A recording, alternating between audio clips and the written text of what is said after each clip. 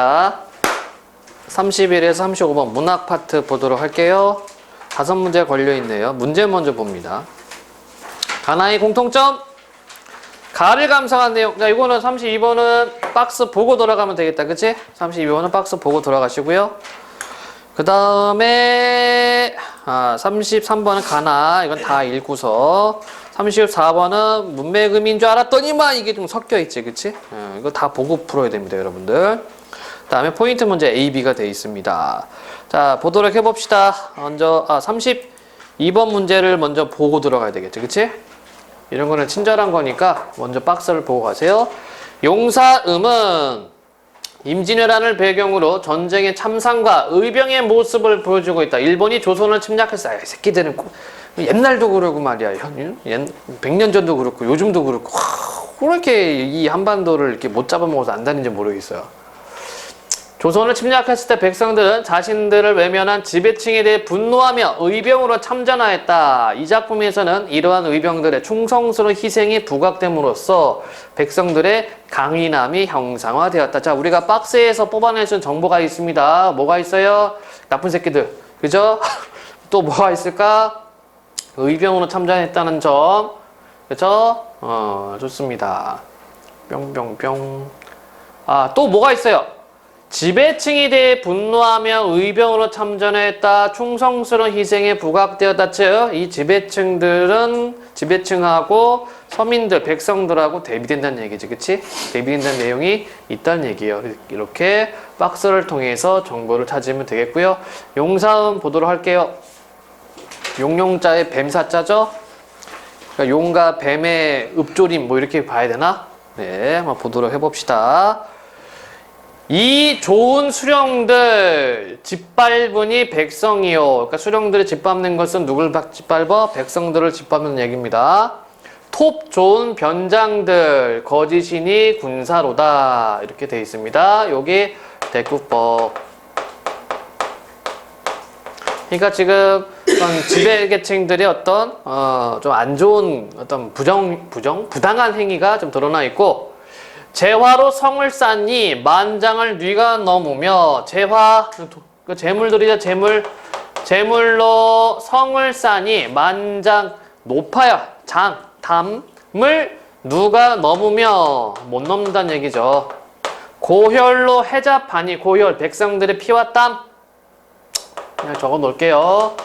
백성의 피땀으로 해자를 파니, 해자는 왜 이렇게 공성장 할 때 적들이 들어오지 못하게 구덩이를 파. 거기다가 이제 뭐 물 집어넣고 못 건너오게. 해자를 파니 천척을 누가 건너냐. 그렇죠? 긴 그 넓이를 누가 건너겠느냐. 역시 대구법.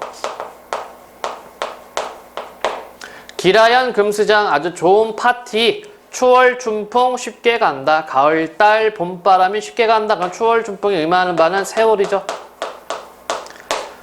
그러니까 지금 백성들은 나몰라하고 관리들이 뭐 한다는 얘기야? 띵까띵까 논다는 얘기죠. 재물 쌓아가면서.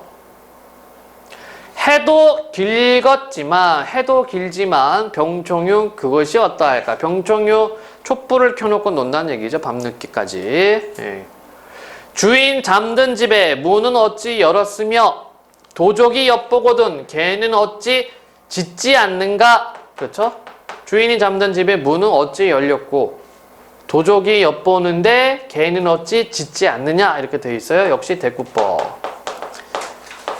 상황이 어떻다는 얘기입니까? 안 좋죠. 그렇죠? 상황이 위태로운 위험한 상황입니다. 대양을 바라보니 바다가 여위였다. 여위였다는 것은 바다가 좀 이렇게 물이 좀 줄어들었다 뭐 이런 의미로 볼 수 있겠죠? 그럼 바다가 줄어들면 어떻게 돼? 건너오기 쉽다는 얘기지. 그치? 우리가 아까 30번 박스 봤습니다. 그래서 뭐 한다는 얘기입니까? 일본 놈들이 쳐들어왔다는 얘기죠. 다시요. 바다를 바라보니 바다가 야유였다. 술이 깨더냐? 병기를 누가 가졌냐? 그렇죠? 술이 깼니? 병기, 무기를 누가 다루니? 누가 가지고 있니? 감사가, 병사가, 목부사, 만호첨사. 이거 다 관리들. 살림이 비었던가? 쉽게 들어갈 때, 그러니까 산속으로 쉽게 들어갈 때, 어릴사 김수야 빈성을 누가 지키느냐. 우울하다 신리바 배수진은 무슨 일인가. 그러니까 김수, 신리 이런 사람들 지금 비난하고 있죠. 그쵸? 우리가 32번 박스에서 봤었던 백성을 외면하는 관리들입니다. 양령 양고개 두 고개를 높다 하랴 한강을 깊다 하랴. 여기 대국법이네. 임모불장하니 임모불장 사람이 제 일을 하지 않으니 뭐 이런 뜻입니다. 사람이 제 구실을 제대로 하지 않으니 그 이때 사람은 누가 돼요? 이때 사람은 지배층이 되는 거지 뭐. 이 새끼들이 일을 제대로 안 하고 뭐 도망가고 뭐 하잖아. 에이. 사람이 제 일을 하지 않으니 하늘이라 어찌하려. 서리법이죠. 어쩔 수 없다는 얘기지 뭐. 그러니까 당하죠. 하나한 백관 하나한 많고 많은 백관 관리들도 수 채울 뿐이로다. 수만 채우다 머릿수만 채운다는 얘기야. 그러니까 일을 제대로 하는 새끼들 하나도 없고 그죠? 그냥 대가리수만 채우고 있다는 뜻입니다. 일석에 분찬하니 이 시름 누가 맞들고. 일석 하루아침 이건 뭐 저녁이라는 뜻인데 보통 이제 하루아침에 라고 보시면 돼요. 분찬은 무슨 뜻이에요? 분찬 빨리 찾아봐. 나 화면 올리기 귀찮아서 그래. 예? 달아나고 숨어요. 예. 하루아침에 달아나고 숨으니 이 시름을 누가 맞겠느냐. 자 그러면 누가 도망간 겁니까? 이 지배층들이 도망갔다는 얘기죠. 그쵸? 나쁜 새끼들이죠. 야 근데 이거 봐봐요 여러분들. 6.25 전쟁 났을 때 소위 말하는 윗대가리들 국민 여러분 뭐 정부 국가를 믿으시고 자리를 지키십시오. 그럼 지들 다 도망갔잖아. 똑같아 이게. 똑같아요. 그러니까 여러분들 나중에 잘 뽑으세요. 잘 뽑아야 돼. 여러분들이 돈 내고 우리를 지키라고 우리가 돈 내는 거야. 그죠? 내 지들이 배만 채우면 안 된단 말이야. 중약. 자, 질풍이 아니 불면 경초를 누가 알더뇨. 질풍 바람이죠. 그죠? 거센 바람입니다. 거센 바람을 의미하고요. 거센 바람이 아니 불면 경초는 뭐라 그래? 뭐 가벼운 풀. 바람이 불면 풀이 샥 날아다니잖아. 그치? 여기서는 백성을 누가 알겠느냐. 자, 여기 뜻은 뭐냐면요. 질풍을 시련으로 보면 돼요. 고난과 시련으로 보시면 되겠습니다. 그럼 이때 질풍을 의미하는 바가 뭐야? 임진왜란이지 뭐. 그쵸? 우리가 32번 박스를 봐왔기 때문에. 그러니까 어떻게 돼? 백성들이 들고 일어난다는 얘기입니다. 도홍 200할 때 버들조차 푸르니 복숭아 붉고 오약꽃이 하얄 때 버들조차 푸르니 일진 서풍의 낙엽성 뿐이로다. 한 번 부는 서쪽 바람에 낙엽의 소리뿐이다. 그러니까 여기 지금 좀 이렇게 안 좋은 상황, 그렇죠? 부정적 상황이 되겠죠? 전쟁 상황. 김해, 정의번, 유종계, 장사지나 죽눈이 많거니와 이 죽음 탓하지 마라. 자, 이 사람들은 의병장들이 돼요. 의병장들. 그러니까 우리나라 사람이 참 특이한 게 이거죠. 양반들이나 왕들은 도망가는데 백성들이 싸웁니다. 그치? 그래서 임진왜란 했을 때 일본이 착각을 했어요. 일본은 처음에 경복궁 함락해서 이게 끝난 줄 알았어. 그렇잖아. 왕 잡으러 왔는데 도망가 버렸네. 선조가. 그죠? 이겼어. 우리 경복궁 함락했어. 라고 생각했는데 그때부터 시작이지 이제. 군데군데 의병장들이 생겨나니까. 그죠? 그러니까 참 우리나라 사람 대단한 겁니다. 이게 나라가 위기에 처할 때 나타나는 영웅은 백성들. 진짜로. 우리 역사로 봐도. 다시 한번 보자면 김해, 정의번, 유종계, 장사지나 죽눈이 많거니와 이 죽음을 탓하지 마라. 한치 마라. 이런 얘기죠. 그치? 즉 뭐라고 해야 되나? 영광스럽게 죽어라. 죽음을 두려워하지 마라. 이렇게 되겠죠? 김해성이 무너지니 진주성을 누가 지키냐? 뇌남은 한반도 남단 맨 아래 뇌남 장사들아 일석이 어디 갔는가? 장사들 그렇죠? 이렇게 그러니까 국경에서 지켜야 될 병사들과 군인들이 될 겁니다. 하루아침에 어디 갔는가? 녹빈을 안주 삼고 청수를 잔해버. 녹빈은요 이게 개구리밥이에요.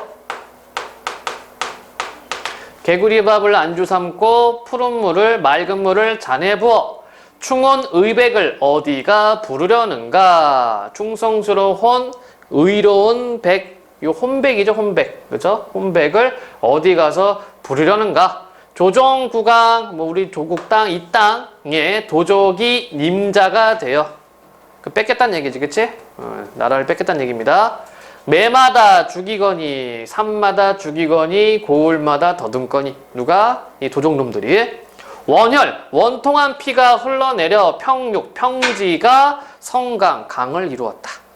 그러니까 원통하게 죽은 사람들이 많다는 얘기죠.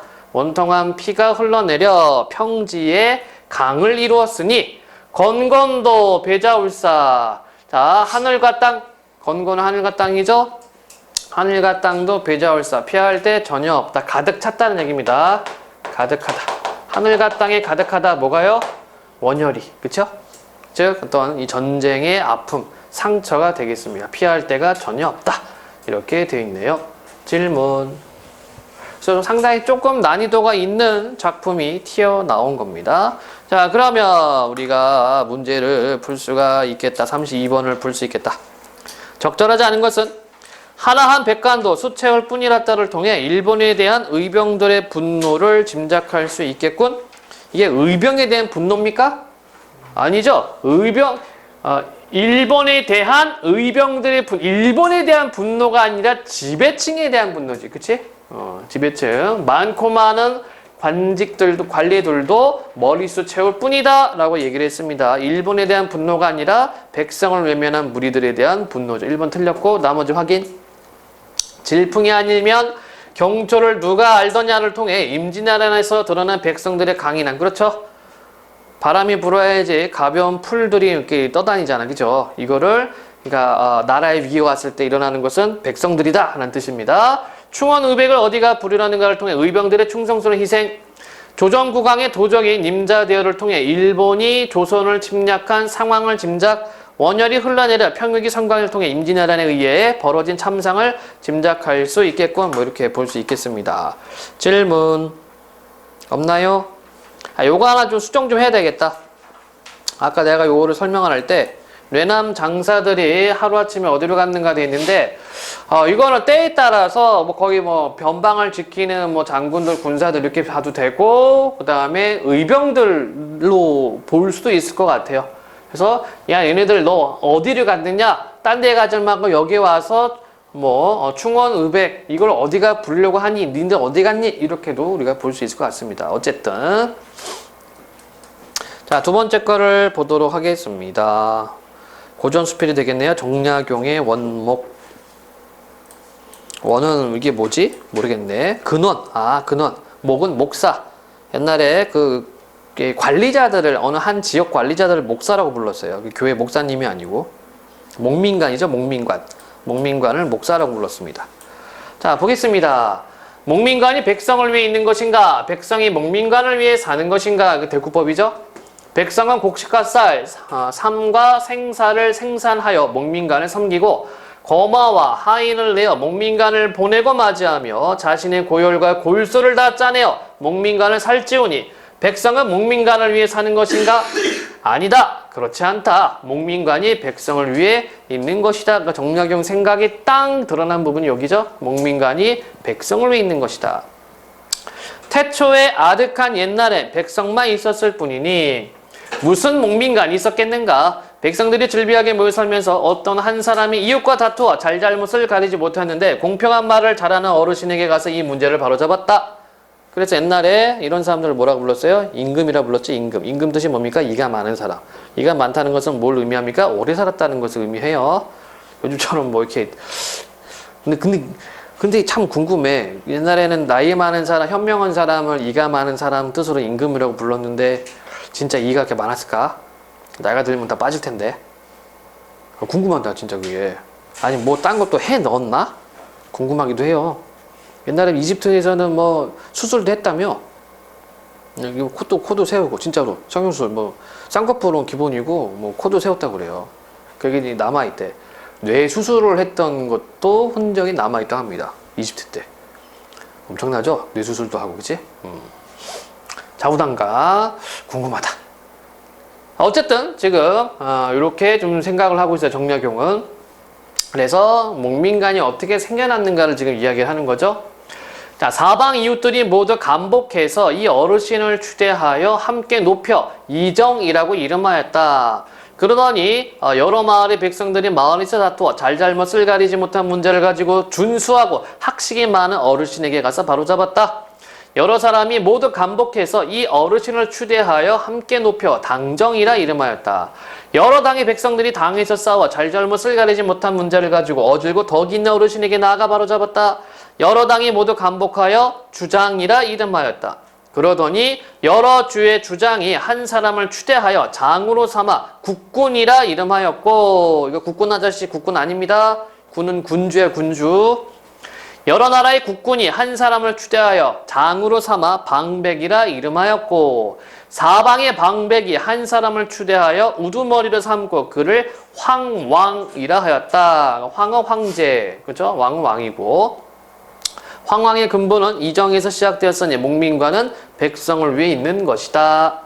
자, 글쓰기 방식을 보면은 점층법을 쓰고 있죠? 조그맣게 시작해서 조금 더 커지고 조금 더 커지고 조금 더 커지고, 그래서 황왕까지, 그치? 점층법입니다. 점층적 구성을 가지고 있어요. 이때를 당해서 이정은 백성들의 바람에 따라 법을 제정하여 당정에게 올리고, 당정은 백성들의 바람에 따라 법을 제정하여 주장에게 올리고, 주장은 국군에게 올리고, 국군은 황왕에게 올렸다. 이것도 점층이죠? 그렇죠? 이 때문에 그 법은 모든 백성들을 편안하게 하는 것이다. 그러네요. 그런데 후세에는 한 사람이 스스로 나서서 황제가 되어 자기 아들과 아우 및 가까이 모시는 자와 하인들을 모두 봉하여 제후로 삼고, 제후는 자기의 사인들, 뭐 개인적인 사람들을 뽑아 주장으로 삼고. 갑자기 최순실 생각난다, 그지? 대통령이, 그러니까 이렇게 해도 돼요. 사실은 최순실이, 그러니까 박근혜 아줌마가 최순실을 으로 안 치면 되거든. 그럼 됩니다. 근데 그렇게 안 했지. 왜 안 했을까? 보좌관 되면은 돈을 땡길 수가 없잖아. 그렇죠? 어쨌든 좀 얘네들은 지금 그렇게 했어. 자기 사인들을 뽑아 주장으로 삼고, 주장은 자기 사인들을 뽑아 당정과 이정으로 삼았다. 이에 황제는 자기 욕심대로 법을 제정하여 제후에게 내려주고, 제후는 자기 욕망대로 법을 제정하여 주장에게 내려주고, 주장은 당정에게 내려주고, 당정은 이정에게 내려주었다. 이 때문에 그 법은 안 좋은 법이죠. 모두 임금을 높이고 백성을 낮추며 아랫사람의 재물을 깎아내어 윗사람에게 보태주는 것이 되었다. 그리하여 한결같이 백성들은 목민관을 위해 사는 것처럼 된 것이다. 그래서 앞에 있는 내용과 대조가 됩니다. 지금의 수령은 옛날의 제후나 마찬가지다. 그들을 받들어 모시는 공실과 거마, 제공되는 의복과 음식, 좌우에서 모시는 여인이나 내시, 노복들까지 임금에 맘먹는 정도다. 그들의 권능이 사람을 기쁘기도 하고 그들의 형벌과 위험이 사람을 두렵기도 할 수 있다. 그리하여 거만하게 스스로 높이고 태연하게 스스로 즐겨 자신이 목민관이라는 사실을 잊고 있다. 한 사람이 싸우다가 이 문제를 가지고 그에게 가서 바로잡아달라고 하면 얼굴을 찡그리고 어찌 이렇게 시끄럽게 구는가? 라고 하고, 한 사람이 굶어 죽기로 하면 제 스스로 죽은 것일 뿐이다 라고 한다. 곡식과 쌀, 배와 비단을 생산하여 섬기지 않으며 매질하고 곤장을 쳐서 피가 흐르는 것을 보고 나서야 그친다. 날마다 돈을 계산하고 장부를 작성하는가 하면 돈과 배를 걸어들여 전택을 마련하고 집과 밭, 논밭을 마련하고 권세가나 재생하기 뇌물을 보내 훗날의 이익을 도모한다. 그러므로 백성이 목민관을 위해 있다라고 말하는 것이니 어찌 바른 이치겠는가. 목민관은 백성을 위해 있는 것이다. 다시 한번 강조하고 있네요. 31번 공통점. 자, 이렇게 공통점 묻는 문제는 방금 봤었던 걸 기준으로 삼아서 들어가면 되겠죠. 대조의 방식을 사용하여 주제음에 부각하게 했죠. 지금 나는, 그러면 가에도 대조가 있는지 없는지를 보는 거야. 근데 우리가 아까 32번 박스를 통해서 이미 잡아냈습니다. 그치? 즉 백성들을 외면한 관리들이 있고 나라를 위해서 일하는 의병장들이 있어요. 그쵸? 대비가 되죠. 따라서 32의 답은 1번으로 보시면 되겠고요. 환류는 뭡니까? 환류는 무생물을 생물처럼 표현하는 방식. 풍자, 공격적 비판, 우스갯거리를 만듭니다. 공격적 웃음. 연세 방식을 사용해요. 연세는 좀 있는 것 같아. 연세는 요 부분, 그쵸? 뭐뭐는 뭐뭐하고, 뭐뭐는 뭐뭐하고, 뭐뭐는 뭐하고, 그쵸? 연세는 있는데, 가에는 연세가 없었죠. 그 다음에 역설표는 둘 다 사용을 하지 않습니다. 32번 아까 우리가 정리를 했었고, 33번.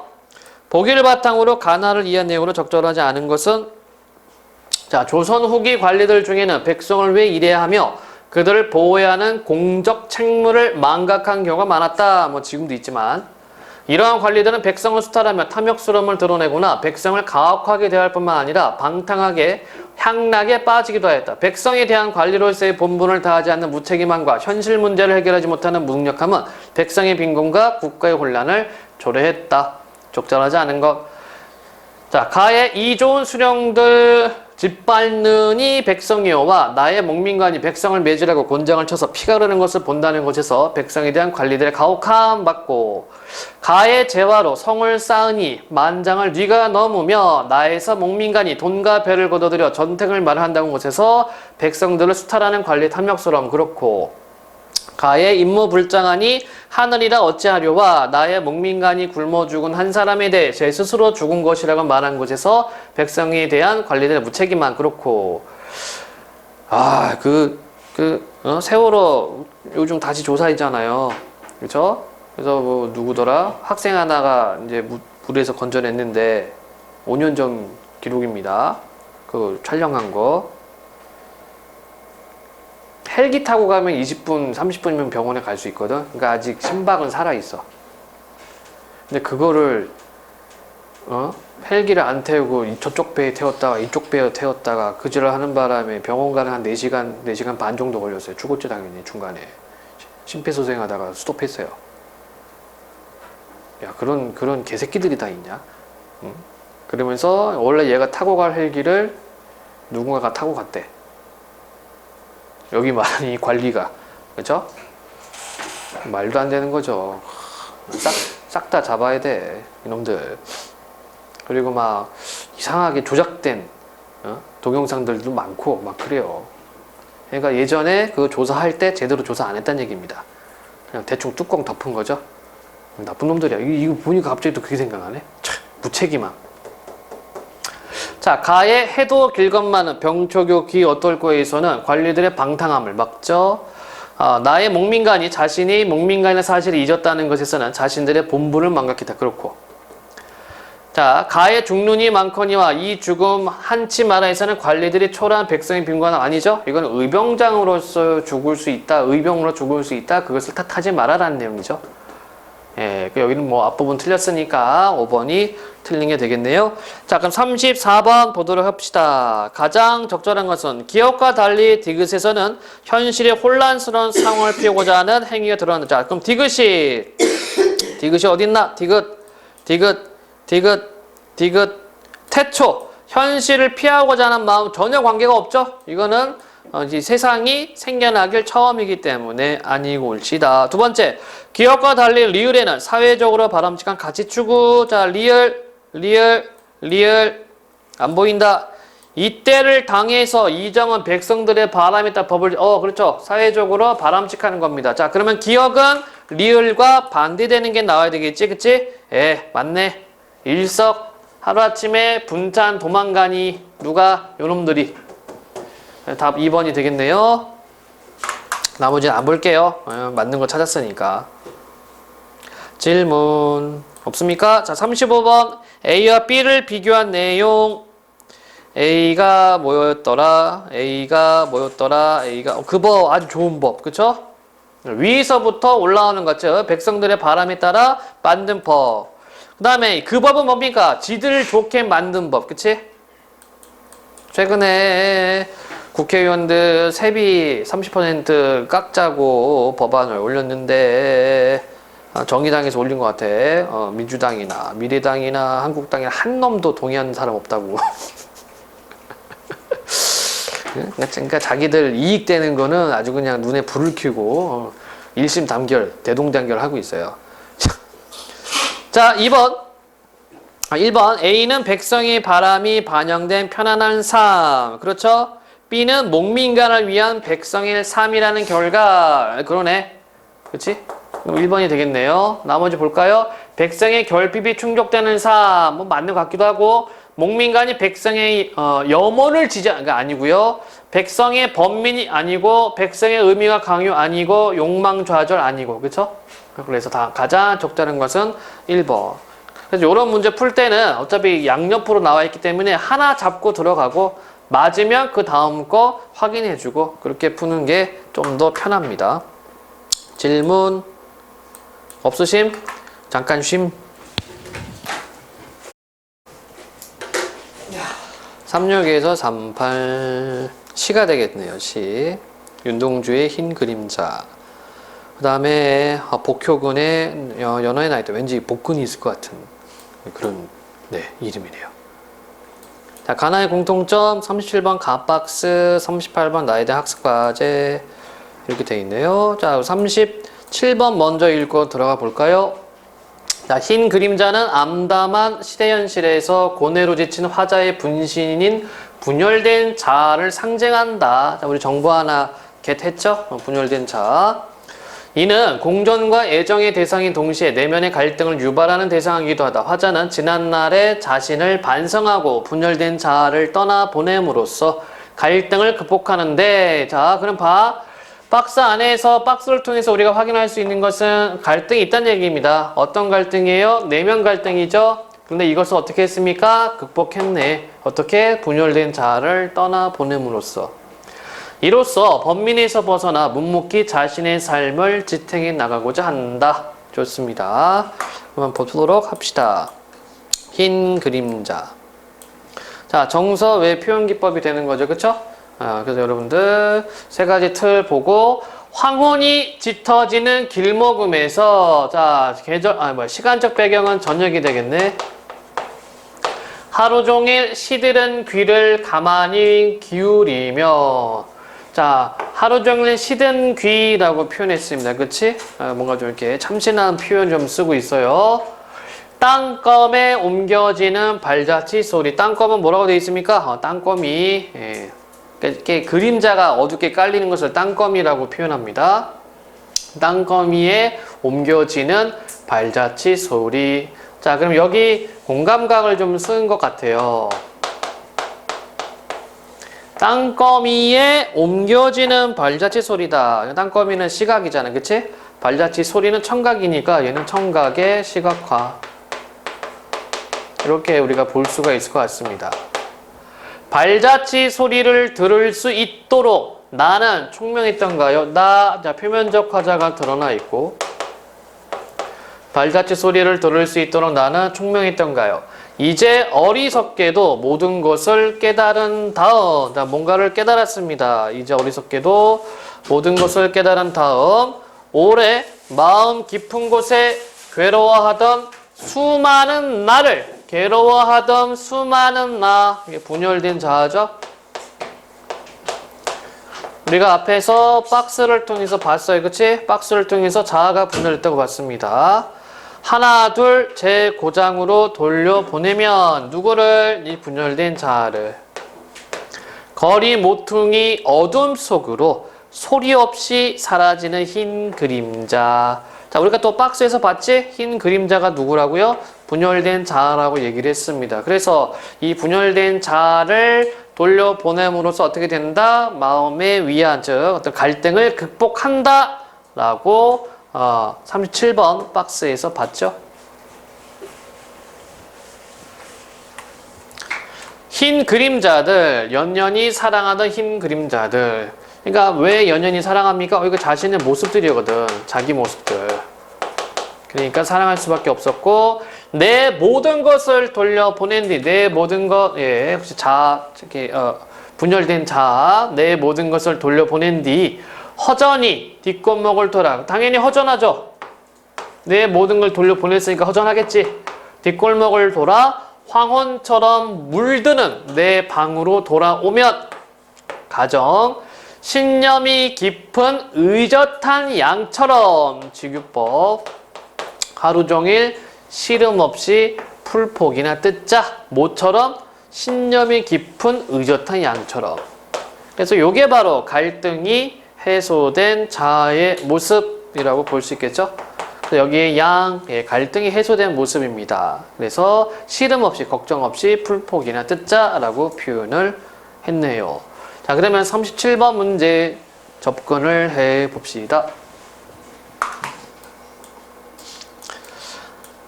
자, 하루 종일 시들은 귀, 오래 괴로워하던 것을 통해 시대 현실 속의 고뇌로 지친 화자의 모습 연결됩니다. 수많은 날을 제 고장으로 돌려보낸다는 것을 통해 분열된 자아를 떠나보내는 화자의 모습 역시 확인됩니다. 흰 그림자들을 연연히 사랑했었다는 것을 통해 자신의 분신에 대한 화자의 애정을 짐작 역시 확인됩니다. 황혼처럼 물드는 내 방으로 돌아오면서 허전함을 느끼는 것을 통해 내면의 갈등을 유발하는 대상과 공존할 수밖에 없는, 틀렸죠?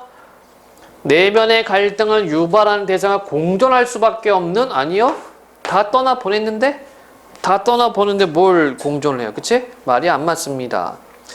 자, 5번도 볼까요? 신념이 깊은 의젓한 양처럼 시름 없이 풀포기를 뜯겠다는 것을 통해 번민에서 벗어나 묵묵히 자신의 삶을 지탱해 나가고자 하는 화자의 모습이 좋습니다.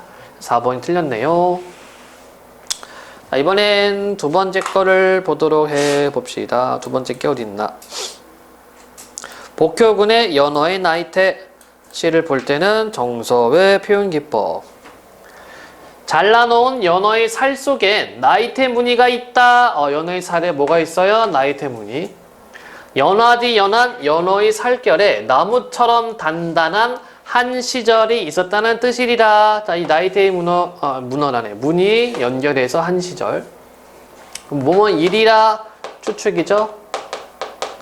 중력을 거부하고 하늘로 솟구치던 나무를 눈바람이 주저앉히려 할 때마다 제 근육에 새겨놓은 굴렁쇠같이 단단한 것이 나무의 나이테이드. 그러니까 여기서부터 여기까지는 나무 나이테.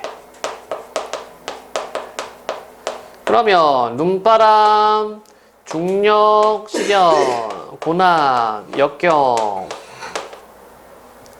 한사코 아래로만 흐르려는 물길을 거슬러 폭포수를 뛰어넘는 연어를 사나운 물살이, 사나운 물살 똑같은 건 이거네. 저 바닥으로 내동댕이 칠 때마다 10번이고 20번이고 솟구쳐 여린 살 속에 쓰라린 햇살, 이거는 그냥 촉각적이죠? 그렇죠? 햇살 뭐 따뜻하게 느낄 수 있으니까. 쓰라린 햇살이 나이테로 쌓였으리라, 으리라, 반복 추측. 자, 그래서 나무가 자라면서 나이테가 생기는 것처럼 연어들도 마찬가지다 라고 얘기를 했네요. 그래서 보겠습니다. 켜놓은 원목의 나이테가 제가 맞은 눈바람을 순한 향기로 뿜어내어놓듯이. 자, 아까 우리 눈바람 뭐라고요? 고난, 역경, 시련이라고 얘기했죠? 이제 부정적 요소였죠? 이것을 뭘로 바꿔? 순한 향기로 뿜어내어놓듯이. 그래서 연어의 살결에선 강물 냄새가 나는 것이다. 후각적 이미지가 있고요. 죽은 어미 연어의 나이테를 먹은 새끼 연어가 폭포수를 뛰어넘어 몇만 년을 두고 다시 그 강에 회귀하는 것은 다 그 때문이 아니겠는가. 그렇죠? 결국 뭐라는 얘기예요? 쭉 이어진다는 얘기다. 그치? 생명 쭉쭉쭉 이어집니다. 그러니까 여러분들이 시를 분석할 때에는 너무 구체적으로 들어갈 필요가 없고 그냥 정보만 빼내면 그러니까 이런 정도구나, 이게 이런 이야기구나, 그 정도만 빼놓고 그 다음에 문제하고 연결시키면 돼요. 자, 보겠습니다. 문제를 보자. 가와나의 표현상 공통점. 동일한 시행을 반복하여 운율감을 형성하고 있다. 그렇습니까? 나의 동일한 시행이 있었나? 동일한 시행 있습니까?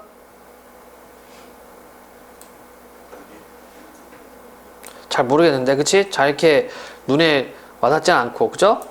그럼 다음에, 의문형 어미를 활용해 시적 의미를 드러내고 있나? 의문형 어미, 여기 있네.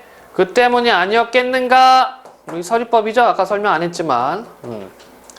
그러면, 여기는 의문형 있습니까? 가에는? 있네? 나는 총명했던가요? 있네. 있으면 있는 겁니다. 그럼 답 2번이죠. 의심할 필요가 없어. 의심할 필요가 없고 표현법 같은 경우는요. 있으면 있는 겁니다. 이거 여러분들 이건가 저건가 고민할 필요가 없어요. 의문형 있으면 있는 겁니다. 자, 색채어. 색채어가 있는 것은 가시에만 나와있죠. 흰 그림자 요것만 있었고요. 명령어 어조. 명령어 어조가 아니라 뜻자 청유형이었죠. 예. 그 다음에 음성상징어 있었나? 가 음성상징어 없네요. 그쵸? 그 다음에 38번입니다. 나에 대한 학습활동 과제다. 이를 수행한 결과로 적절하지 않은 것은 학습활동 연어의 나이테는 생의 형식이라는 측면에 착안하여 연어와 나무 사이 유사성을 중심으로 두 대상을 연결한 작품이다. 낯선 대상과 낯익은 대상을 연결함으로써 시적 효과를 극대화하고 있는데 두 대상이 연결되는 영상과 시적 의미를 탐구해보자. 자, 기억과 아이고야 이 문제를 실수했다. 그죠? 이거 읽어가면서 풀을 문제인데 이걸 확인 안 했네요. 자, 이럴 때는요, 만약에 여러분들 순서대로 풀어야 될 문제도 놓쳤어. 그치? 그럴 때는 어떻게 하냐면 거꾸로 가. 뒤에 거부터.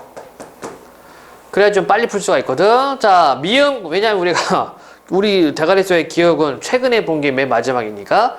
자, 미음과 한 시절은 대상이 자연의 순리를 따르고 있다는 점에서 연결되어 강으로 회귀하는 연어가 나무처럼 생을 마감하는 존재를 드러내고 있다? What? 미음은 뭐였죠? 몇만 년을 두고가 나무처럼 생을 마감하는 것이 아니라 여기 보면 뭐라고 되어 있습니까? 죽은 어미 연어의 나이테를 먹은 새끼 연어가 폭포수를 뛰어넘어 몇만 년을 두고 다시 그 강에 회귀하는 것은 다 그 때문이 아니겠는가? 이거는 이제 생이 연결된다는 얘기지, 그치?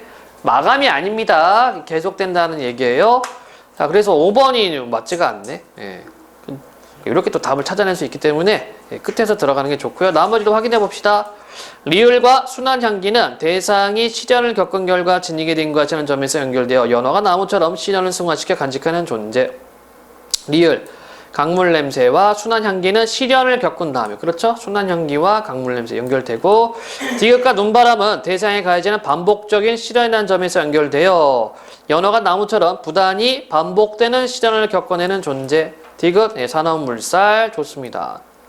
니은과 솟구치던 나무는 자신에게 가해지는 아래로 향하는 힘을 거부한다는 점이 연결되어 연어에게 나무와 같은 강인함. 니은이 뭐였죠? 폭포수를 뛰는 연어와 솟구치던 나무 좋습니다. 기억과 제 근육은 유사한 형태의 무늬를 지녔다는 점에서 연결되어 연어의 무늬에 나무의 나이테와 같은 단단함이 있음. 연어의 살 속에 나이테 무늬가 있다. 좋습니다. 다 연결되죠? 안 되는 거는 5번. 질문 없으십니까? 3구에서 42번이 되겠고요. 작자미상의 권익중전. 예, 고전소설, 서술 방식, 윗글에 대한 이해, A, B. B까지 보고 푸시면 돼요. 42번 박스 되어 있고요. 자, 그럼 42번 박스 읽고 들어가 봅시다. 권익중전에는 진짜와 가짜가 다투는 진가쟁주. 진짜와 가짜가 싸운다. 주인 자리를 놓고. 이런 얘기예요. 이게 나타난다. 천상계의 개입으로 발생하는 진가쟁주는 왠지 젠가 생각나. 젠가, 그지? 권익중과 가족 간의 갈등을 유발하고 권익중이 고난을 겪게 한다. 하지만 진가쟁주는 선녀가 된 인왕자와 권익중이 만날 수 있는 계기를 제공해 주어 그들은 제외하게 된다. 자, 선녀가 된대. 전기지 요소 있다는 얘기지, 그치? 비현실적 요소 있다는 얘기입니다. 그래서 이렇게 박스 먼저 보면 대충 이 작품의 성격 그리고 정보를 우리가 파악을 좀 할 수가 있지요. 자, 소설을 볼 때 어떻게 하라고요? 서술상 특징, 인물 시점하고 그 다음에 묘사 부분 잡으시고 끊어 읽으시고 그 다음에 고전소설은 특히나 끊어 읽기 잘 하시고 인물 관계도 좀 그려가면서 보면은 보다 좀 쉽게 볼 수 있다고 얘기를 했어요. 자, 권익중과 인왕자는 혼인을 약속했으나 권익중이 있고 인왕자가 있네. 혼인 약속, 혼약. 조종의 세력과 옥랑몽으로 인해 혼인이 좌절되고 옥랑몽 이 새끼가 이거를 깨트렸구나. 인왕자는 자결. 오, 자결하네. 그 권익중은 권승상의 권유로 위낭자와 혼인하나. 위낭자가 또 있네요. 혼인. 인왕자를 잊지 못한다. 지금 요런 상태가 되겠죠? 인왕자는 죽어 천상에 올라가서 선녀가 되었다. 옥황상제 나오네, 그치? 비현실적 요소 있고요. 옥황상제께서 인왕자를 보고 너는 인간 세상에서 배필을 만나지 못하고 원통이 죽었으니 강남 악양로 중림 속에 가 있으면 자연 내 배필 익중을 만날 것이다. 익중이 누구? 권익중. 라 하시고 또한 허수아비를 만들어 주시며 이 허수아비의 이름은 우인이며 자태와 얼굴은 익중과 같이 만들어 놓으라. 자, 우리가 아까 박스 봤죠? 진가쟁주, 그쵸? 허수아비 하였다. 우인이 익중의 집을 찾아가니 끊어야 되죠? 상황 끊어지는 고전소설을 반드시 끊어줘야 돼. 그리고 정리해줘야 됩니다. 안 그러면 뒤죽박죽 섞어버려요. 그러니까 여기는 지금 어떻게 돼 있습니까? 윗부분의 내용은 줄거리 있었고 그 다음에 인왕자가 죽었는데 옥황상제가 뭐 너는 뭐 이렇게 하면 배필 만날 거야. 허수아비 뭐 이렇게 해봐 했죠? 그 허수아비가 지금 우인이 그 허수아비죠. 얘가 익중의 모습을 해서 익중의 집에 간 겁니다. 익중의 집을 찾아가니 승상과 부인이며 위낭자가 익중인 줄 알고 여겨 반겨하고 서촉 안부를 물으니 서촉 안부 아마 익중이가 가 있었던 장소 같아. 우인이 대강 대답하고 진짜 익중이 오기를 기다렸다. 이때 또 끊어야 되죠? 이때 권생이 며칠을 돌아다니는 이때 권생이 누구야? 권익중이죠, 권익중. 그쵸? 며칠을 돌아다니다가 집으로 돌아와 대문 안에 들었으니 당상에 어떤 한 사람이 앉았다 일어났다 하며 화를 내는 것이 앉았다 일어났다 스쿼트하고 있었나 보다. 그쵸? 으이씨 오늘 300개 뭐 이렇게 하고 있었나 봐요. 어쨌든 그래서 화를 냈나 보다. 익중이 이를 보고 내가 서촉으로 갈 때 저러한 귀신이 꿈에 현몽하여 나타났다는 얘기입니다. 나는 금강산에 사는 헛개비라는 귀신이다. 비 오고 바람 부는 날이면 의탁할 곳이 없다.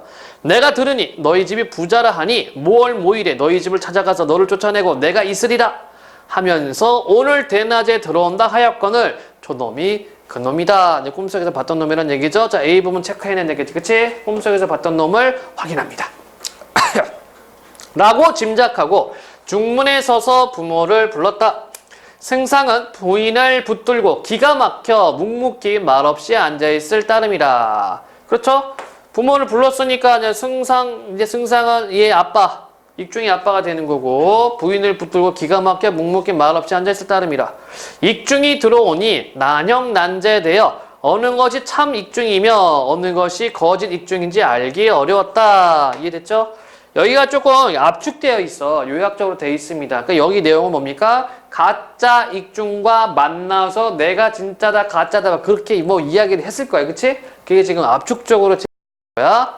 승상이 자식이 아비만 못하다 했으니 아비도 몰라보는구나 라 하니 부인이 몰라본다는 얘기예요. 지금 아빠는 먼저 온 곳이 참 익중이 분명하고 나중 온 곳이 귀신이 분명하다 착각했죠? 엄마는 예. 하고는 어젯밤에 여차여차한 꿈을 꾸었더니 과연 그대로구나. 승상은 의심치 마소서 하였다. 이어서 부인이 하인을 불러 중문에 들어오는 귀신을 급히 들어 내쫓아라 라고 하였다. 이에 하인이 번거지를 둘러쓰고 대문 밖에 쫓아나가 복숭아 나무, 옛날에는 이제 복숭아가 귀신을 쫓는다고 그러죠. 그래서 제사상에는 복숭아 올리는 거 아닙니다. 복숭아 나무의 굵은 가지를 쓱 꺾어 손에 쥐고는 아래 종아리를 두드리며 개떡을 이마 위에 철썩 붙이고 물밥을 등에 엎은 후 이게 다 귀신 쫓는 행위야. 익중이 당장의 곤욕과 매를 견디지 못할 정도로 산골물이 콸콸 소리내며 흘러가듯 두들겨 때렸다. 익중이 하는 수 없어 뛰쳐나와 마을 앞 수풀 속에 기대에 앉아 생각해 보니 이것이 꿈인가 생시인가 싶었다. 끊어야 되겠죠? 자, 들어가서 집안에 들어가서 뭐 했습니까? 엄마 아빠 나왔어요 했더니만 가짜 우인 이제 허수아비 익중이 와가지고 내가 진짜냐 네가 진짜냐 싸우다가 부모님 와서 저 새끼가 가짜네 너 나가 뚜둑을 패고 쫓아난 겁니다. 세상에 이런 허황한 일이 어디 있으리요? 자, 이건 뭡니까? 여기 서술자 개입 편집자도 논평 있네. 이것이 다 가짜 익중 때문이나 소진과 장이 구변으로도 말솜씨로도 밝힐 길이 없었다. 뭐 중국 고사에 나온 사람들을 해놔서 뭐 이 사람들이 말빨이 좋았다고 했나봐. 다시 들어가 맞아 죽기를 결단하고 한번 진위를 구별해 버리라고 여기다가 돌이켜 생각하여 가짜로 들어온 귀신에게 두들겨 맞은 꼴로 변명도 쓸데없겠거니와 이제 천하강산 두루 돌아 구경이나 다 한 후에 어디 보자. 강남 명월 악양루를 구경하고 여기 아까 인왕장 이쪽에 있었다고 그랬잖아. 그치? 악양루 중림이 있다고 얘기를 했죠. 동종호에 빠져 죽으리라. 그러니까 이렇게 된 거 세상 구경 좀 하고 죽자. 이렇게 마음 먹었네요. 하고는 일어나 길을 나섰다. 죽냐? 익중은 화려한 꽃무늬 금감 모자에 꿈틀거리는 용문이 새겨진 허리띠를 두르고 낭자는 칠보 단장 갖춘 후 녹이 홍상을 입고서 육례를 치르니 육례는 이제 결혼하는 겁니다. 팔선녀들이 움직이며 자기하고 그 주변에 서 있다는 얘기예요. 온갖 악기들로 풍악을 울렸다. 예를 마친 후에 여러 선관들이 익중의 손을 잡고 우리는 천상의 선관으로 상제에게 명을 받아 그대에게 예를 이루게 하노라. 하고는 이내 구름을 타고 행행이 사라졌다. 자, 비현실적 요소가 되겠죠? 익중이 공중을 향하여 무수히 살해하고 돌아와 낭자와 함께 하룻밤 동침하니 깊은 밤에 만단청에는 이루 말할 수 없더라. 뭐 요것도 서술자 개의 편지하장 논평이 되는 거고요. 익중이 사랑함을 이기지 못하여 낭자의 목을 훑어안고 희희낙낙하여 바람아 불어라 비야 오너라. 우리들이 만났으니 만고여한 만고의 한이 풀어진다. 둘이 몸을 뭉치다 동종수에 떨어지거나 말거나 이런 사랑 또 있을까? 우리들이 만났으니 태산이 평지되고 하해 넓은 바다가 어디 갔어? 육지가 되도록 살아보세. 좋습니다. A, B 부분 봤으니까 문제 하나 풀어야 되겠죠? 자, A 부분은 어떤 내용이었습니까? 꿈속에서 스쿼트 하는 귀신을 봤는데 내가 지금 보니까 저놈이 그놈이구나. 요거였죠? 자, A에서는 현실적 인물에 대한 연민 아니죠? B에서는 상대방의 위세에 대한 아니죠? A에서는 부정적 상황에 대한 인물의 추측. B에서는 긍정 상황에 대한 인물의 만족감. 그렇죠? 답 3번이네. 4, 5번도 확인해 볼까요? A에서는 실현 가능한 사건에 대한 아니죠? A에서는 예상했던 사건의 인물의 안도감 아니죠? 따라서 답은 3번. 다시 한번 얘기할게요. 이런 문제 유형은 그냥 양쪽으로 나눠져 있기 때문에 하나 기준 잡고 쭉 훑어내면 돼요. 다시 지문으로 갑시다. 하며 즐거운 시간을 보냈다. 계명성이 들리자, 새벽이 됐네요. 계명성은 이제 샛별, 금성이 되겠죠? 계명성이 들리자 낭자가 일어나 앉아 촛불을 밝혀 약 세 봉지를 주며 말하기를 상제의 명령이 계명성이 들리거든 올라오라 하셨습니다. 그 이별의 시간이 왔군요. 천상 옥황께서 허수아비를 보내었으니 이 약을 가져다가 한 봉을 대문 안에 떼어 보소서. 푸른빛 연기가 일어나며 허수아비가 없어질 것입니다. 또 5년이 지나 이곳에 와서 오늘 밤 복중에 들어 때가 찬 아이를 데려가옵소서. 이 됐음? 지금 벌써 임신했대. 자기 임신했다고 얘기를 하고 있네요. 이것이다 우리가 전생에 지은 죄악이라 서로 만나 해로할 날이 멀었으니 어찌하오리까.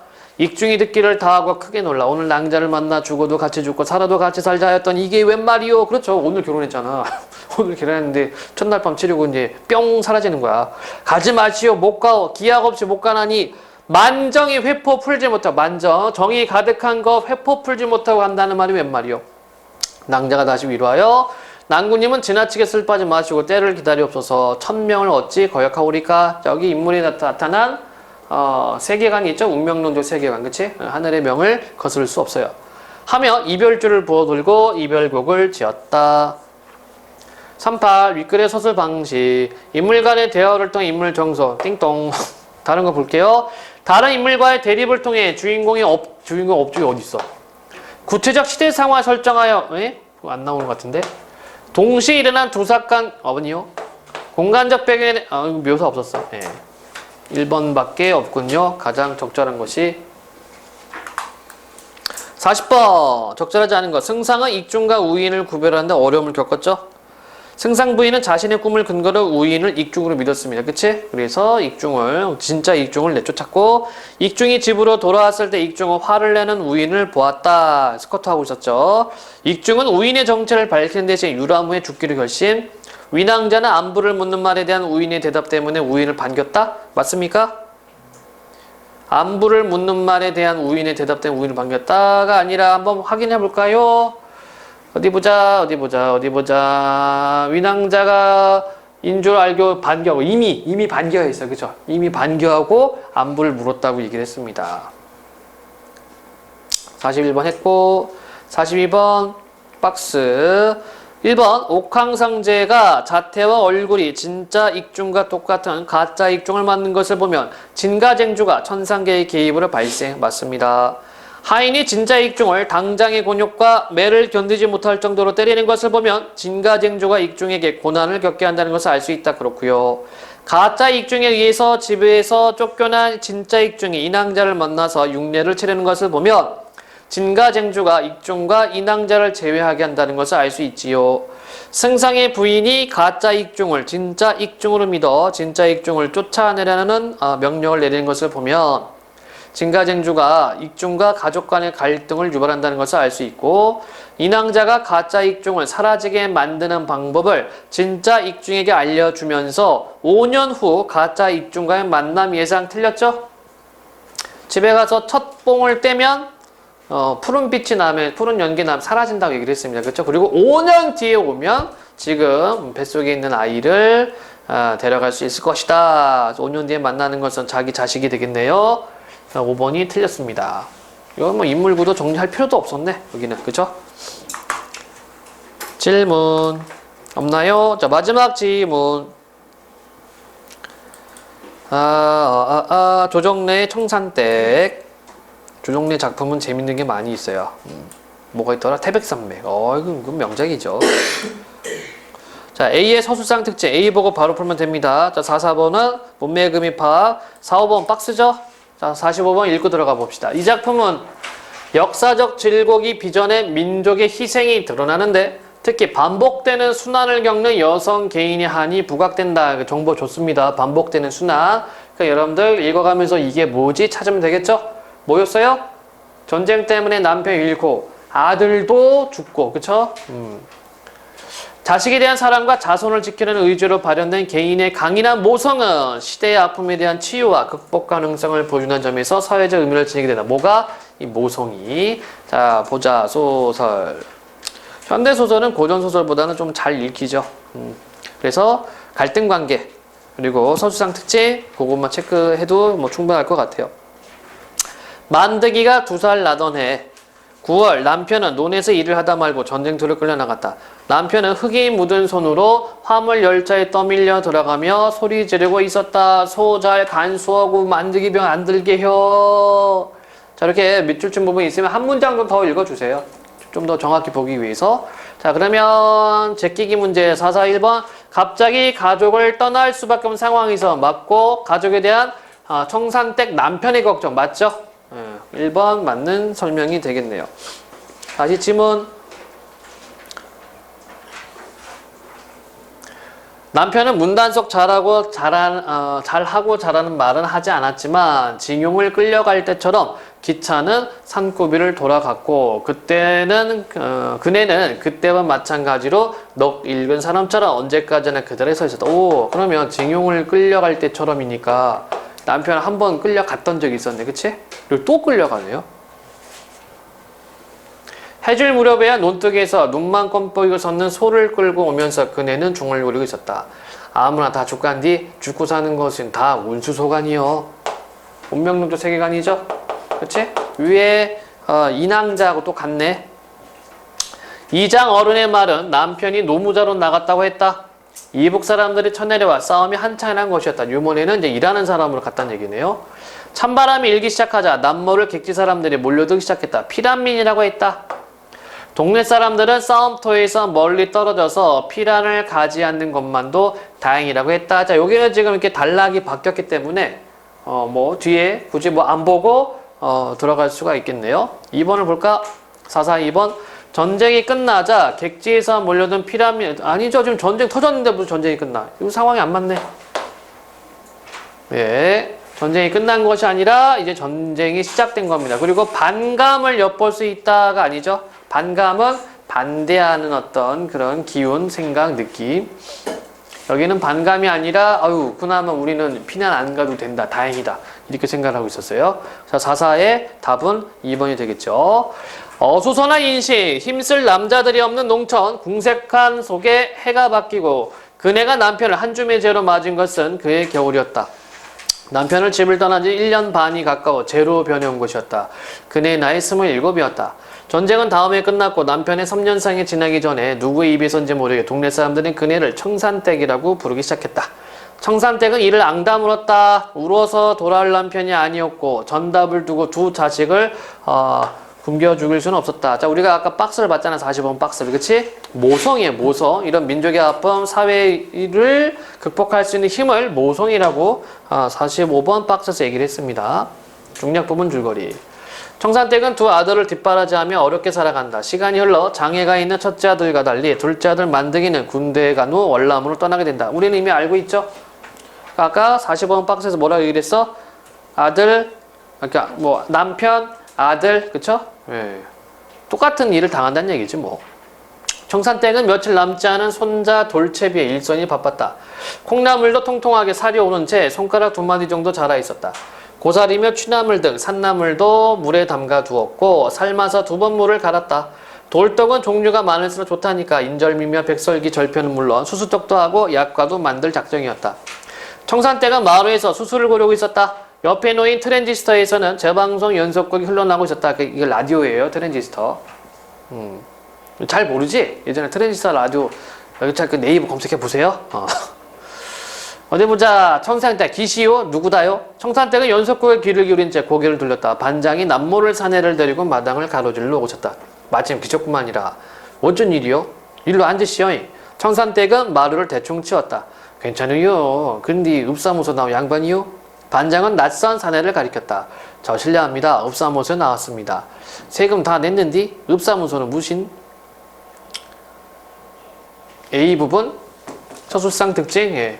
요약적 서술을 통해 인물의 과거 상황을 제시하고 있습니까? 아니죠. 여기는 지금 인물 간의 대화를 통해서 진행이 되고 있습니다. 2번 사투리 활용을 통해 상황을 사실감 있게 표현. 맞죠?